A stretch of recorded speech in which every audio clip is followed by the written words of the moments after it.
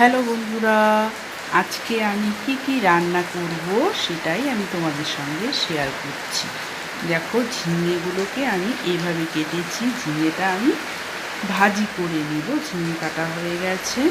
আর সঙ্গে রয়েছে পনির।